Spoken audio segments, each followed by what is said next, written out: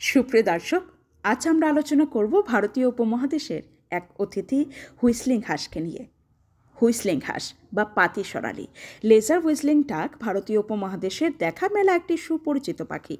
ভারতীয় উপমহাদেশ এবং দক্ষিণ পূর্ব এশিয়ায় বংশবৃদ্ধি করে এরা স্বতন্ত্র সিটির কারণেই এটি এর নাম পেয়েছে। এই পাখিটির সৌন্দর্য এবং আচরণ অনেকেরই মন কেড়ে নেয়। এরা মোটামুটি মাঝারি আকারের। এই হাঁসের দেহ গড়নের সাথে গৃহপালিত হাঁসের মিল থাকলেও কিছুটা ছোট। দেখতে সাধারণত বাদামি রঙের হয় এরা। চঞ্চু লম্বা এবং শুরু হয়, পাগুলি লম্বা এবং পায়ের আঙ্গুলের মাঝখানে জাল থাকে। ভারতে হুইসলিং হাঁসকে বিভিন্ন জলাশয়ে দেখা যায়। খাল, বিল, নদী, জলাভূমি ইত্যাদি এদের প্রিয় আবাসস্থল। বিশেষ করে শীতকালে উত্তর ভারতের বিভিন্ন জলাশয়ে এদের বড় বড় ঝাঁক দেখা যায়। হুইসলিং হাঁস মূলত শাকসবজি খায়। জলজ উদ্ভিদের পাতা, কাণ্ড, বিচি ইত্যাদি এদের প্রধান খাদ্য। কখনো কখনো ছোট ছোট পোকামাকড়ও খায়। হুইসলিং হাঁসরা সাধারণত দলবদ্ধভাবে থাকে। এরা খুব সক্রিয় পাখি এবং দিনের বেশিরভাগ সময় খাবার খাওয়া ও বিচরণ করে। সাধারণত গাছের গর্তে বা ঘাসের মধ্যে বসবাস করে এরা।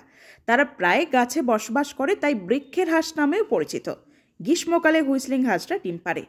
প্রায় 22 থেকে 24 দিন পর ডিম ফুটে ছোট ছোট বাচ্চা জন্ম হয়। এক ঋতুতে একাধিক বাচ্চা জন্মাতে পারে এরা।